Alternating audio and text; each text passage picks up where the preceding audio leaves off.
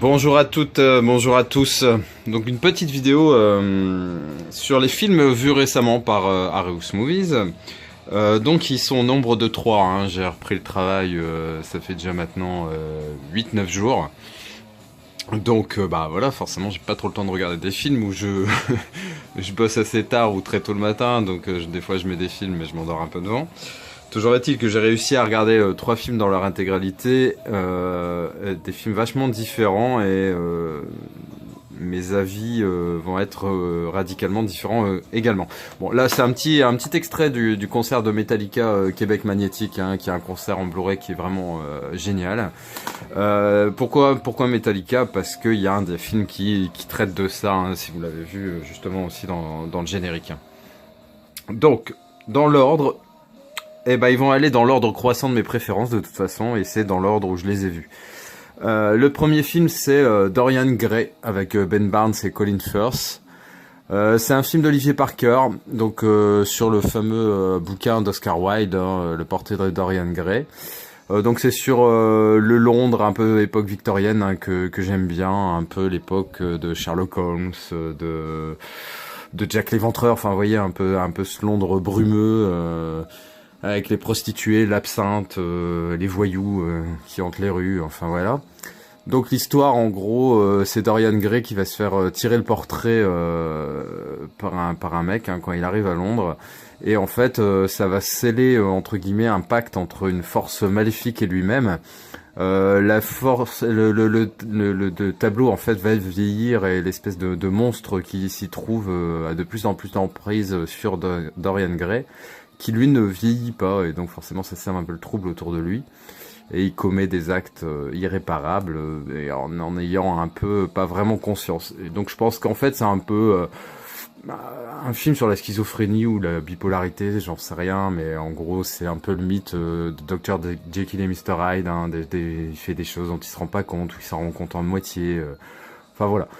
Toujours est-il que j'ai bien aimé l'époque du film. Les acteurs sont pas mauvais, mais vraiment sans plus. J'ai peut-être pas en extase devant ce film.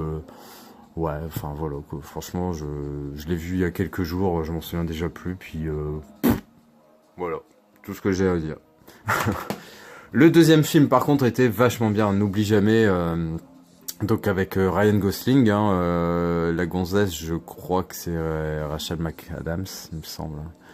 Bon bref, toujours est-il que le film est vachement joli. C'est une très belle histoire d'amour.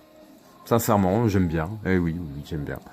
En gros, Ali, on la voit jeune et vieille, hein, mais en fait Ali, elle a la maladie d'Alzheimer.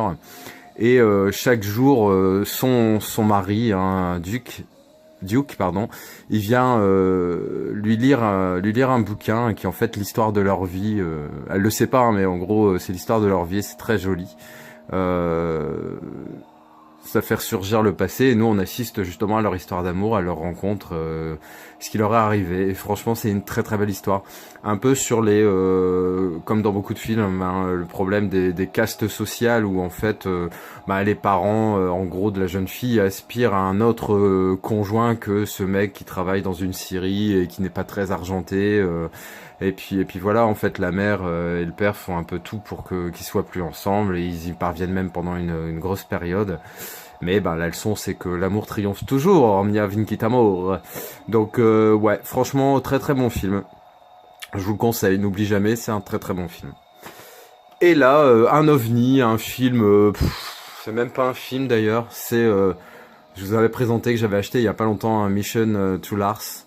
Et franchement, j'ai même pas forcément toujours les mots, mais c'est une histoire d'amour familial, on va dire, tellement sincère. En gros, la sœur et le frère de Tom, hein, qui est autiste, vont tout faire pour qu'il réalise son rêve. Et en fait, le rêve de Tom, c'est de rencontrer justement, précisément, on vient de le voir justement il y a quelques secondes à l'écran, Lars Ulrich, hein, le batteur du célébrissime groupe Metallica. Et donc ils vont tout faire pour. Mais le problème, c'est que donc ce jeune homme, hein, qui est autiste, il est très dur à gérer en fait. Il oscille un peu tous les états d'esprit, et ça veut pas forcément comment le prendre, même si c'est pourtant leur frère, mais justement, c'est un peu le truc de cette maladie. Il reste un peu dans son monde et s'ouvre parfois. Faut vraiment profiter de l'ouverture, hein, croyez-moi. Et donc finalement, ça va être un road trip parce qu'ils vont partir d'Angleterre pour aller aux États-Unis. Alors si je me souviens bien, ils commencent par arriver à Los Angeles. Ils louent un camping-car direction Las Vegas, où en fait, il va pas forcément accepter de voir le groupe. Il va avoir un peu peur de tout ce qui se passe. Après, je peux comprendre que ce soit impressionnant. Je veux dire, même pour moi, c'est très impressionnant un concert de Metallica.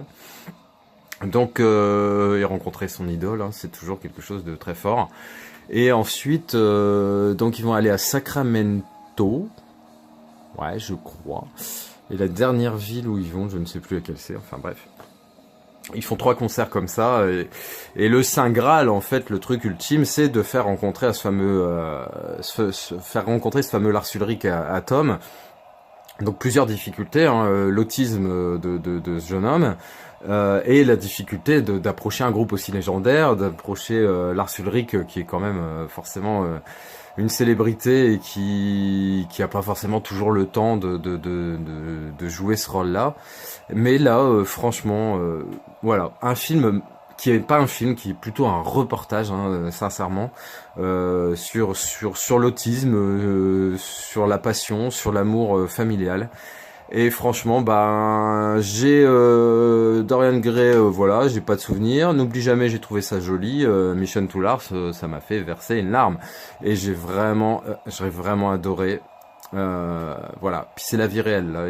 C'est pas du cinéma. Et franchement, c'est très bien tourné. Puis ils font un truc énorme, quoi, le frère et la sœur pour ce jeune homme dont il réalise son rêve. Et franchement, c'est magnifique. C'est une belle leçon de vie. Voilà. Donc, j'attends vos commentaires. Je sais pas si vous avez vu un de ces 3 films. Bon, je suppose au moins 1 voire 2 de ces 3 films. Ce qui m'intéresserait, c'est de voir un peu les avis sur Mission to Lars, essentiellement. Après, Dorian Gray, je crois qu'on pourra me dire que c'est un chef-d'œuvre, j'y arriverai pas.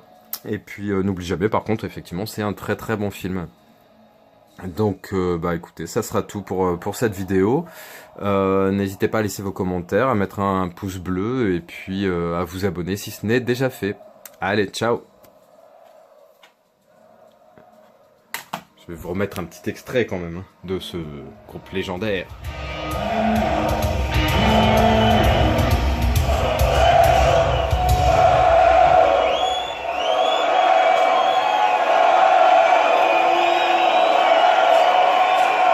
Yeah. You've got some energy left, right? It sounds like it.